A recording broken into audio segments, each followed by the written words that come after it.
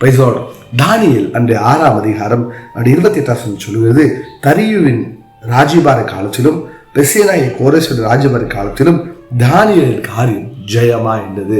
இந்த நிகழ்ச்சியை பார்க்குற வாழ்க்கையில கூட பலர் சொல்லுவாங்க, பாஸ்டர் என் வாழ்க்கையில நான் வெற்றியை பார்க்கவே முடியல, எப்பயுமே என் வாழ்க்கை தோல்வியை நான் பார்த்துட்டு இருக்கிறேன், எவ்வளோ முயற்சி எடுத்தாலும் என் வாழ்க்கை முன்னேற்றம் இல்லை, என் வாழ்க்கையில இதுவரையும் நான் நிறைய விஷயத்துல தோத்து தான் போயிருக்கேன் பாஸ்டர், நான் ஜெயிக்கிறேன்னு சொல்லி பல நிகழ்ச்சியை பார்த்து கொண்டிருக்கலாம். ஆனால் பைபிள் சொல்லுது, தானியேலின் வாழ்க்கை 3 ராஜாக்கள் காலத்திலும் ஜெயமாயிருந்தது. வாழ்க்கையில் ஜெயிப்பதற்கு காரணம் என்ன?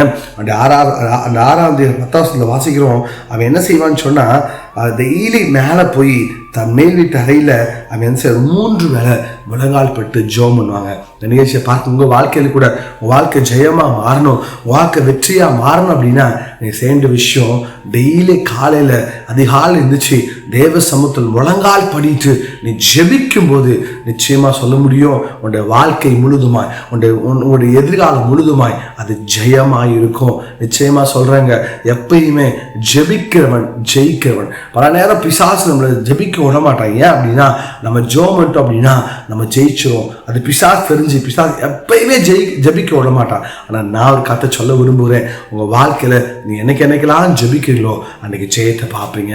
சில நேரங்களில் ஜெபிக்க நிமித்தம் சில போராட்டங்கள் வரலாம், ஆனால் அது கொஞ்ச நாள் தான். ஆனால் நீங்கள் ஜெபம் பண்ணி பாருங்கள், கர்த்தர் உங்களை வேட்டுவார், கர்த்தர் உங்களை கனப்படுத்துவார். God bless.